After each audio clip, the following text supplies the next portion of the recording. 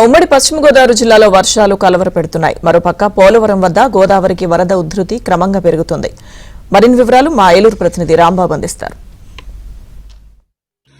ఉమ్మడి పశ్చిమ గోదావరి జిల్లాలో అల్పపీడనం ప్రభావంతో కొన్ని రోజుల నుంచి అయితే ఒక మోస్తరు వర్షాలు పడుతున్నాయి. దీంతో రైతుల్లో కొంత ఆనందం అయితే వెల్లువెత్తుతుంది. ప్రధానంగా డెల్టా మండలాల్లోనైతే ఈ వర్షాల వల్ల పెద్దగా ఉపయోగం లేనప్పటికీ అప్లాండ్లో అంటే మెట్ట ప్రాంతాల్లో ఉన్న పొలాలకైతే ఈ వర్షాల వల్ల ఎక్కువగా ఉపయోగం ఉంటుందని చెప్పి అంటున్నారు. అయితే ఎక్కడ భారీ వర్షాలు అయితే పడడం లేదు, కేవలం ఒక మోస్తరు వర్షాలు పడుతున్నాయి.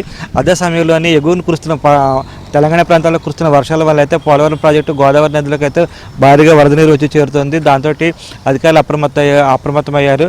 ప్రధానంగా ఈరోజు రీడింగ్ చూస్తే ఈరోజు స్పిల్వే దగ్గర 31.600 మీటర్లు వరద నీరు అయితే చేరింది. అదేవిధంగా అప్పర్ కాపాడం దగ్గర చూస్తే మాత్రం 32.120 మీటర్లకు వరద నీరు చేరింది. దాంతో అయితే అధికారులు అప్రమత్తమయ్యారు. అదేవిధంగా స్పిల్వే నుంచి దిగువకు అంటే గోదావరి దిగువకు అయితే ప్రస్తుతం 7,49,000 క్యూసెక్ల నీటిని విడుదల చేస్తున్నారు.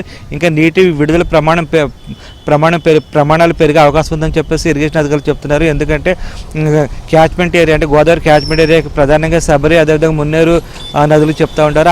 ఆ ప్రాంతాల్లోని ఎగువ ప్రాంతాల్లోని ఇవన్నీ ఖమ్మం జిల్లాలోనూ అదేవిధంగా అల్లూరు సీతారాం జిల్లాలోనూ ఉన్నాయి. దాంతో అక్కడ భారీ వర్షాలు పడుతున్నాయి. ఈ భారీ వర్షాల నేపథ్యంలో ఆ వరద నీరు అంతా గోదావరిలో వస్తుంది. దీనివల్ల గోదావరి వరద ప్రమాదం వరద నీరు ఇంకా పెరిగే అవకాశం ఉందని చెప్తున్నారు. అయితే ప్రస్తుతానికి అయితే ఎటువంటి ప్రమాదకర పరిస్థితులు లేవని అంటున్నారు. అదే సమయంలోని కొల్లేరులో కూడా వరద నీరు క్రమంగా చేరుతుంది.